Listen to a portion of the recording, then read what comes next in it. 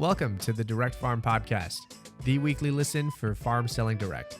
We'll talk about the 4 levers for farm success, which are quality, brand, price, and convenience.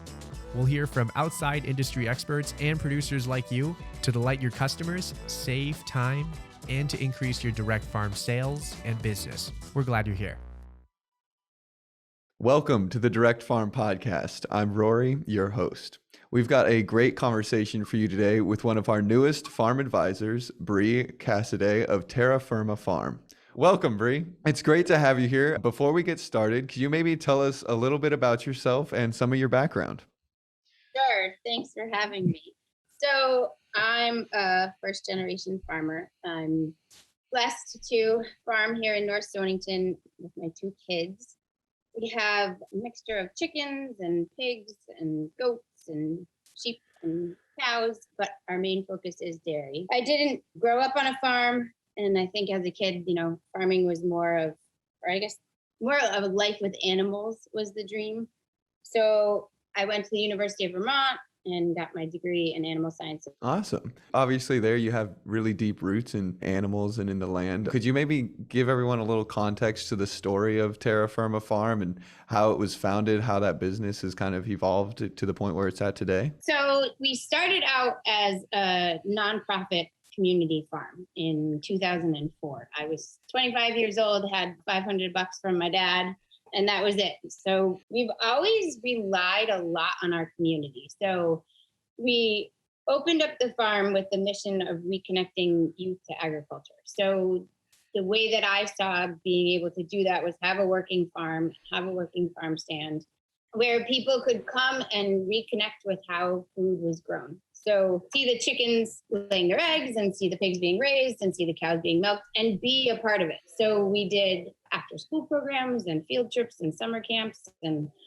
every way we could possibly get the community's kids on the farm, we did it. And we always had products for food production. So it was always a farm stand with eggs and pork and beef and chickens and turkey and whatever we could. We had a really big market garden in the beginning, and it was always just connecting that food that we were growing on the farm with the people in our community that were eating it. Could you maybe kind of talk about what sustainability means to you and maybe a little bit on how you implement that at your farm? So I think sustainability is, to me, it's the ability to keep moving forward. So economically, environmentally on the farm, and even emotionally, mentally being able to move forward. Mm-hmm. And so, you have to think about all the decisions we make as a farmer and as a business person. They have to be something that is good for us and good for our community and good for the animals and good for the land right now, but also 10 years from now, 30 years from now, so as a first generation farmer and as a businesswoman, I'm always trying to think how can we keep Terra Firma Farm alive forever is obviously the goal. So sustainability, I think I kind of think about that all the time, the impact we have on the land that we farm. We have to make sure that it stays healthy for as long as we want to have our animals on it. The business has to make correct decisions to stay sustainable through everything. Like COVID was a perfect example, and switching to using barn to door and direct to consumers. Sustainability is, moving forward with change too. That's really awesome to hear. And you kind of started to touch on some of your educational field trips, the volunteer farm days, and you guys have some other youth programs. Could you maybe talk about those a little bit more and what those actually look like? Yeah, so we are in the middle of summer camp right now. And so that's one of our biggest things. We do 2 different programs for summer camp. And I think all of our programs, it's basically showing the kids a day in the life. So whatever's going on at the farm that day, have them tag along. They hike out to the fields and, we rotationally graze our cows. So they'll hike out with us and move fences. They'll collect eggs. They'll feed the pigs. And we always try to talk about different things with them. So farming and food and environment. I mean, the farm is full of lessons. So you can basically teach kids about responsibility by showing them raising it. You can teach kids about teamwork by all of us working together to, harvest a long row of potatoes. So we've had the ability to really teach through actually physically doing things getting kids outside and back on a farm, that's a lesson in its own now. Not many kids are raised on farms. It used to be they might have a grandparent or somebody on a farm, but now it's not like that anymore. So this is their, exposure to agriculture, which is so important because it helps them and their parents make decisions to shop locally. And, they see us at the grocery store and they're like, there's Farmer Brie. And, they make that connection and it makes it real for them, opposed to just milk coming on a truck or tomatoes coming in a can. It makes it real. Yeah, that's awesome. And I mean, feeding the pigs and collecting eggs, moving paint, that's about as hands-on as it gets. Well, something else that you guys are doing is your Terra Firma Give Gallons campaign that you guys, I think, launched in January of 2019. It's also the hashtag TFF Give Gallons if people want to search it on social media. But could you maybe kind of share the vision and the mission behind that campaign? Yeah, so Terra Firma Farm Give Gallons, or TFF Give Gallons, is based off of the national idea of a customer can buy a gallon of milk, and instead of us delivering it to them, we deliver it to the local food bank. And it sort of started because, it started for a couple of reasons. It started because our creamery was actually started through a Kickstarter program. When we wanted to bring dairy back to Terra Firma, we started a Kickstarter campaign, and it was 100% funded through our followers. So we raised $50,000 and then a lot of our own money as well. But that's what we used to purchase the pasteurizer and the bottler and to rebuild the creamery so it could be licensed. So it was our way of giving back to the community for them giving to us in the beginning. So we started that, and it was a way for us to give the milk to the food banks. Number one thing that they need is dairy, but they don't get it because it has no shelf life. I think if you're not bottling your own milk, dairy farming is kind of a disaster. Farmers are paid on an amount of money that doesn't even cover the cost of raising the animals to make the milk. And they don't have a say in it because they're shipping milk. But that's a whole different disaster. So when we started, we also wanted to go above and beyond what we could produce so that we could buy milk from other local dairy farms and process it for them and put that into our Give Gallons program. So we were able to pay the farmers more than they would be getting if they were to be shipping their milk. So it was kind of like a three-way win for everyone, we thought. And it's been going since we started it. We get donations every week for people to send milk to the food banks. And ever since we switched to barn to door and started doing more direct consumer and online sales, and people are shopping kind of off of the, putting things in your shopping cart, we've noticed so many of our weekly customers, they just toss in an extra half a gallon, or they toss in a gallon every week, or they'll buy the monthly donations. And so it's been a pretty awesome program for us to watch grow and to be a part of. It's one of my favorite things we do every week. That is so cool to hear about. And also that just the added convenience of the online store just makes it that much easier for people to kind of pitch in where they can and help out. That's a sweet, awesome platform that you guys have launched. Now kind of transitioning into more the business side of things and how you guys run your dairy. You mentioned that you guys do some in grocery stores a little bit ago. Could you maybe talk about how you guys have leveraged both the direct to consumer, but also the wholesale side of your business? So we've always sold products direct to consumer. So we've always had a farm stand. We've always done farmers markets. We've dibbled a little bit into wholesale accounts, so grocery stores and food co-ops and restaurants. But when we started the dairy, that really kicked in because, the cows make milk every day. So we have an amazing family grocery store. McQuaid's Marketplace is our local grocery. And they, from the beginning, have supported us when we added the dairy. So our dairy has always been right on the shelf with the other, big companies. So for us, that was great. Well, all of a sudden COVID hit, and that changed everything that we were seeing going. So we no longer were able to keep our farm store open here on the farm. And we also saw a huge reduction in grocery store sales when COVID hit. And so our idea, and it was, it's amazing how things just let them happen. They always work out. But our idea to switch to direct to consumer and to increase our wholesale was huge during that beginning of COVID time. So I think things like Amazon and other larger big companies that they really helped, I think, pave the way. They got people used to getting food back on their doorstep. and they got people used to home deliveries and those things. So for us, we started the home delivery. The idea was we were going to do it one day a week, and we were going to do just a couple of towns right near us. And we thought, whatever, it'll be small, we'll be fine. And so it started pretty slow. And then we realized, wow, we got to do it 5 days a week. And so the growth that we had when we started doing home delivery was insane. It was completely insane. And that was just sort of through a very simple online form. It was just milk and dairy and eggs, the things that we produced a lot of. We were adding in some veal and some beef and some pork as we had it, but not something on a continual basis. And we weren't working with any other farms. So it was just what we were producing. And then we started realizing that if these customers are going to pay $5 for a delivery fee, they probably want to put that over a lot of items. So we started to work with other farmers to make sure that we had the supply for the demand. So we always have beef now. We work with a farm that helps us make sure that we always have beef. We do raise our own beef here on the farm too. We always have pork. And then we have vegetables that come from another farm. We have a restaurant that does prepared foods and granolas. We do a local coffee. We do some local soda. We do bread. We do chocolates. We do honey.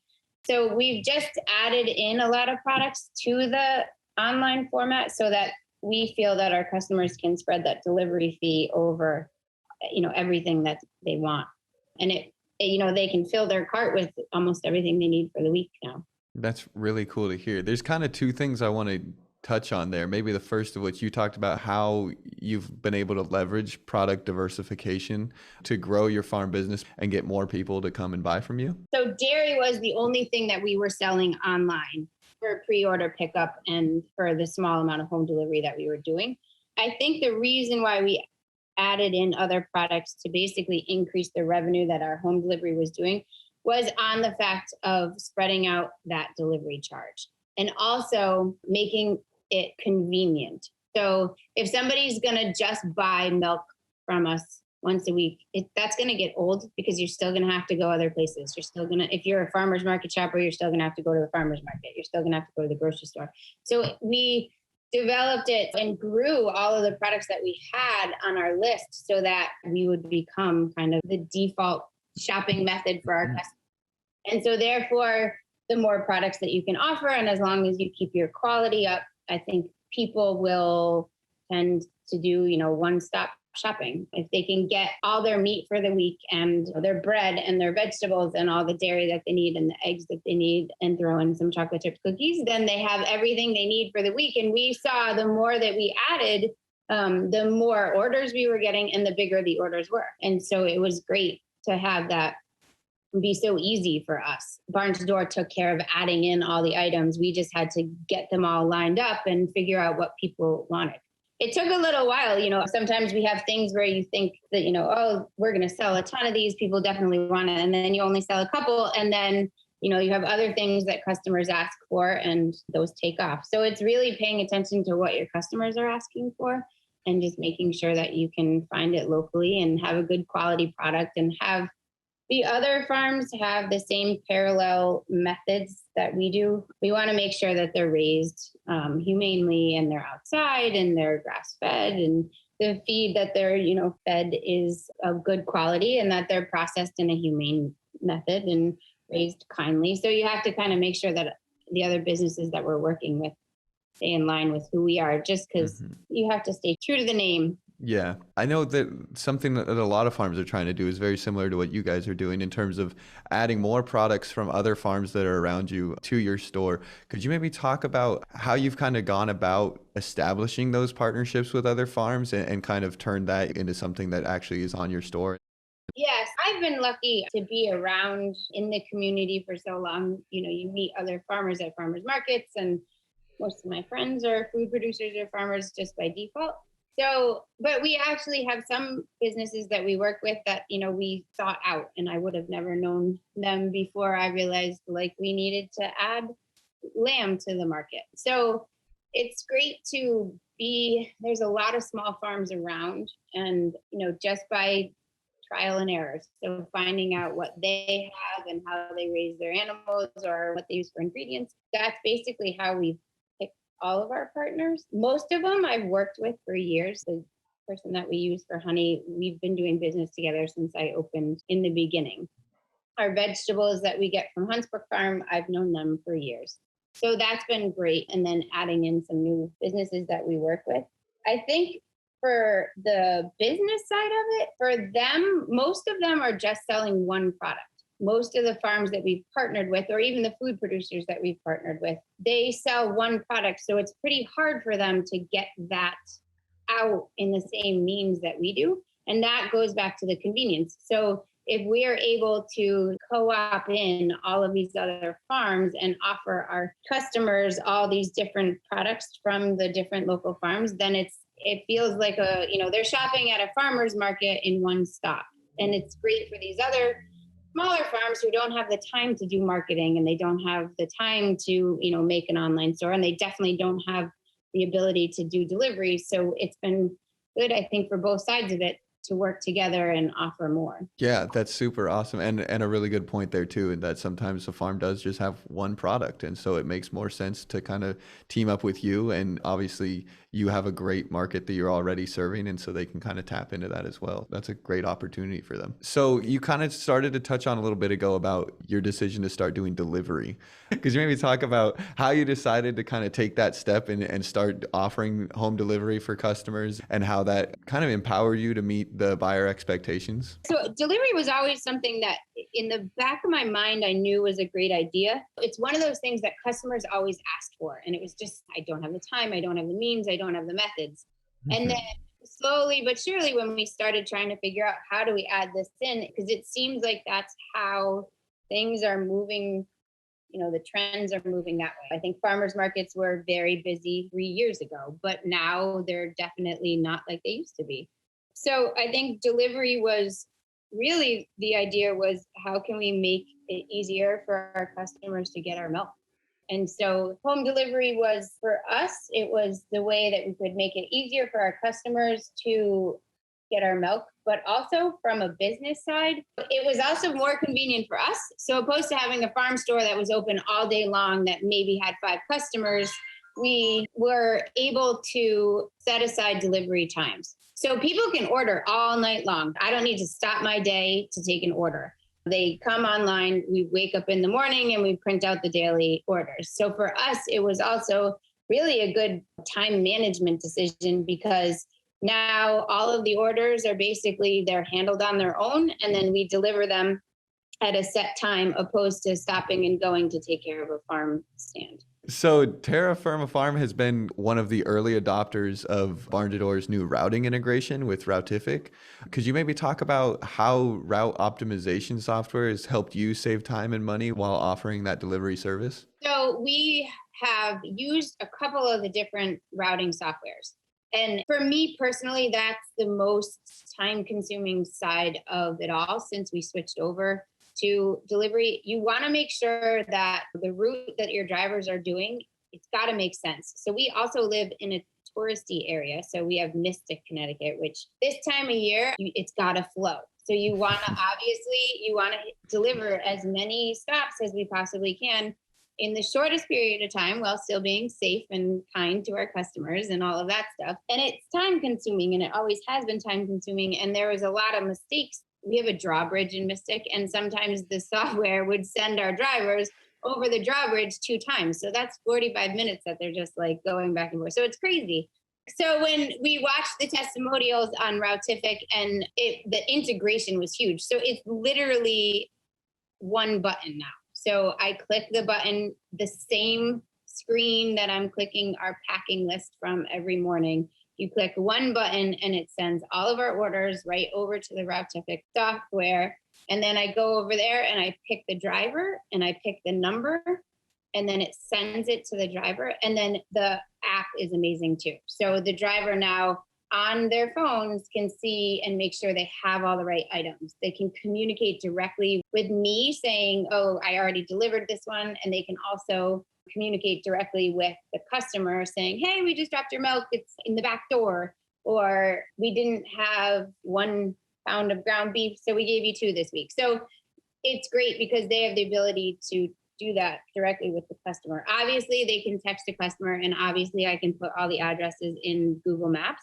but the amount of time that this saves is amazing. I mean, absolutely amazing. And the ease. So that's what this is all about. Like, make it easy for all of us and make it easy for the customers. And the integration on this one, I mean, that was like an A+ on Barn to Door there. I even sent Miranda an email because I feel like Barn to Door is always one step ahead on figuring out how can we make this easier on farmers. And one thing farmers, and I think all entrepreneurs, I don't think farmers are special in this sense, but I think all small businesses, we don't have enough time. There is not enough time in the day to get done everything that we want to get done. Naturally, we're driven people. So we have this huge ambition of what we're going to get done in a day, and there's not enough time. So Barn to Door and these little integrations that you guys do save us so much time in the long run that it just makes it easier. And therefore it makes, I mean, I think it lets us raise a better product, and it makes us do more marketing, and it has us, deliver more deliveries and make more revenue and keeps us going. Talking about sustainability, there it is right there, right? Yeah.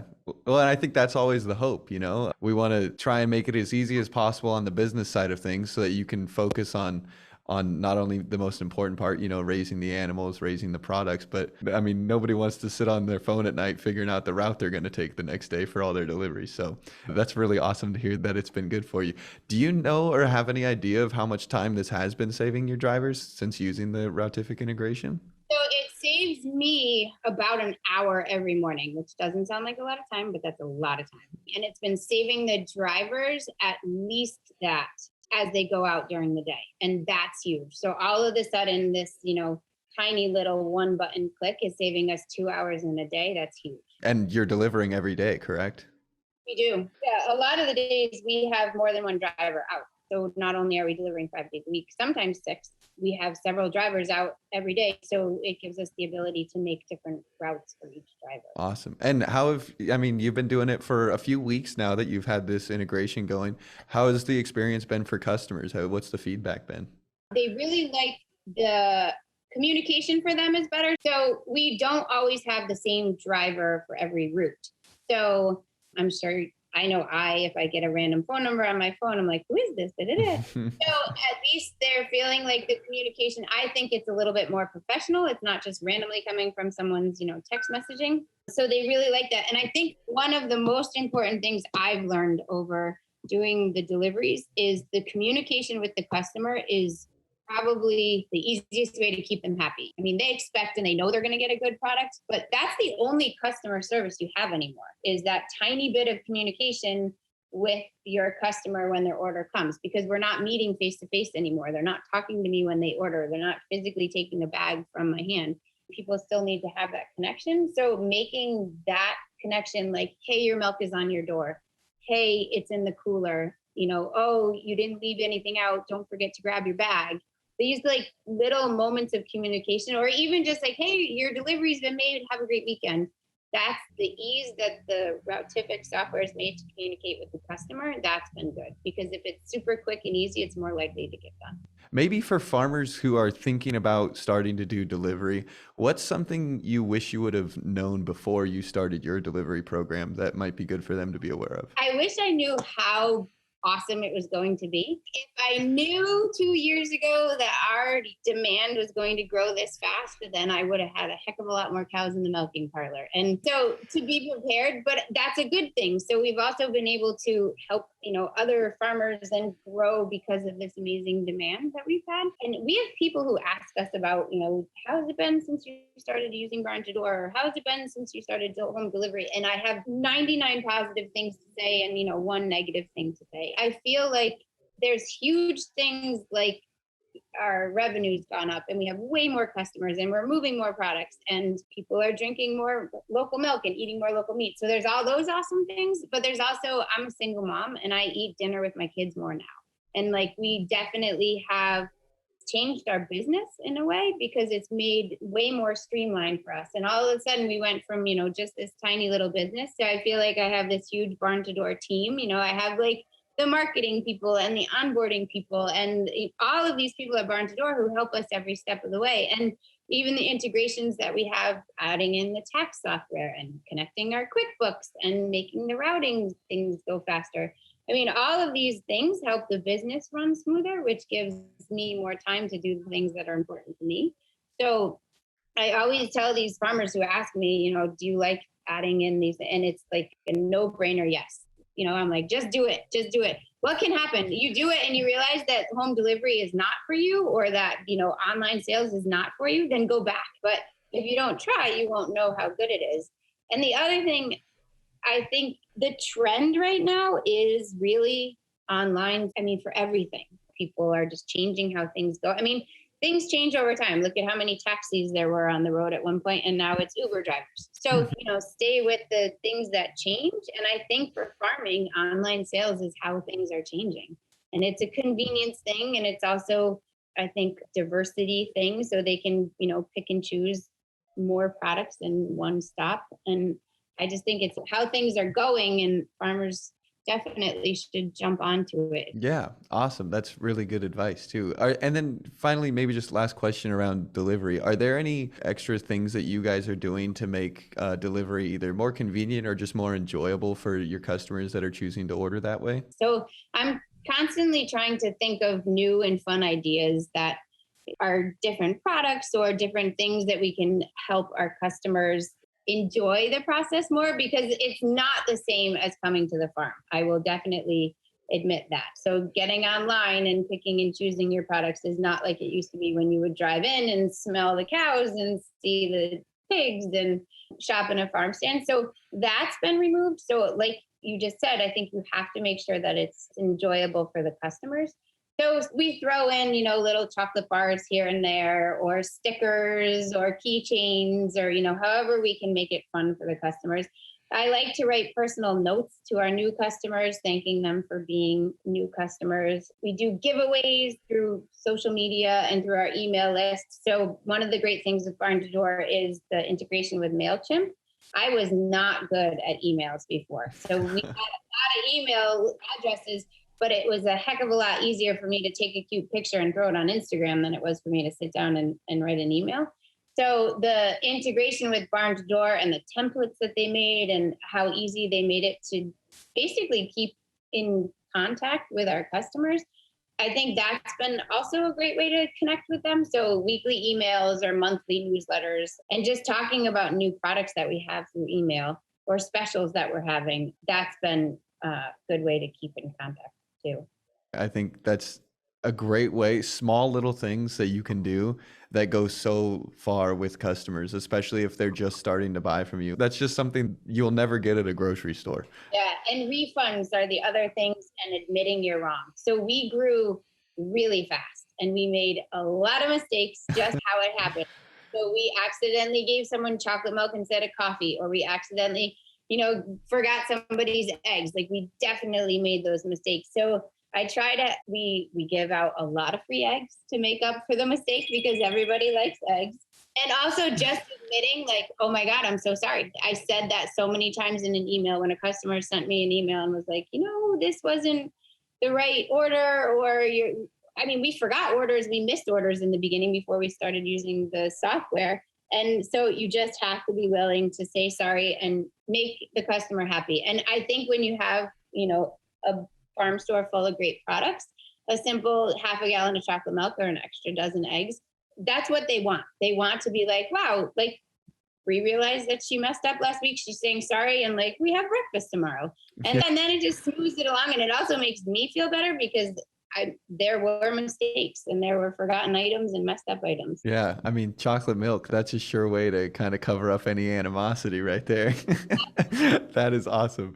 Well, so as a customer and a farm advisor to Barn to Door, can you maybe share kind of how your experience has been thus far with Barn to Door, and how it's kind of evolved in terms of product innovation and services and support? You've kind of touched on some of the integrations you've utilized, but yeah, just kind of how it's grown over the time you've been here. We've been open since 2004. So what's that, 15, 16 years? Mm-hmm. Joining Barn to Door is probably the best thing I've done business-wise since starting a business. And so I always say, so farming is like, that's the fun part of my day. That's the thing I love. Business is what makes it work.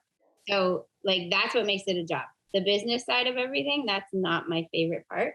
But joining Barn to Door and like tapping into the unlimited resources you guys offer. So the podcasts and the ebooks and the videos and the conferences and the staff. I mean, the process from the beginning was so awesome. It was basically like having, like I said, I mean, I've said this a million times. It's like all of a sudden you've hired a whole team to help you move forward. So the onboarding was amazing. I mean, we had all of our products in another, software type of thing. And I didn't do anything. It was all of a sudden, it was all done. And our website was completely done. And every step of the way has been so easy. So the questions that they asked on what I wanted for a website were so right on, because when the website came back, I was like, this is exactly what I was wanting. And so it's been great all along. And then having somebody like Miranda, who's been with me so long, and we've talked on the phone and done so many interactions together, she knows our business and she knows she's figured me out, I think, enough to know how she can help.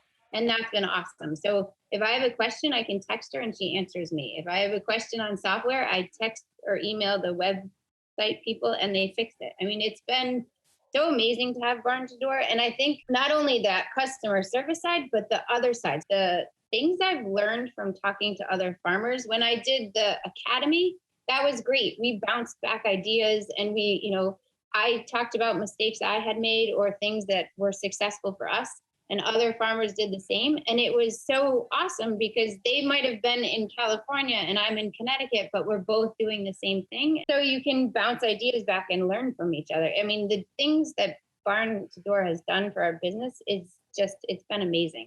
I can't say enough about how great it's been for us.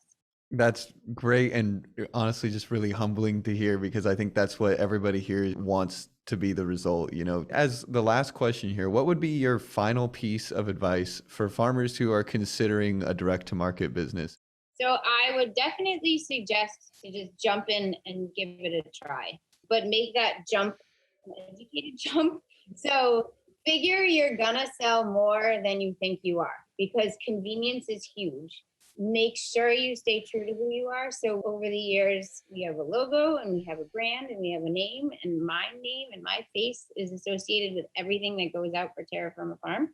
And I feel like you have to remember that and stay true to that, but add in where you can. So get other farmers or other food producers or other people to work with you and offer as much as you possibly can to your customers in the most convenient way you possibly can. And I think that would be, obviously that's using somebody like Barn to Door. So stay true to who you are and then add in other people who you feel are true too.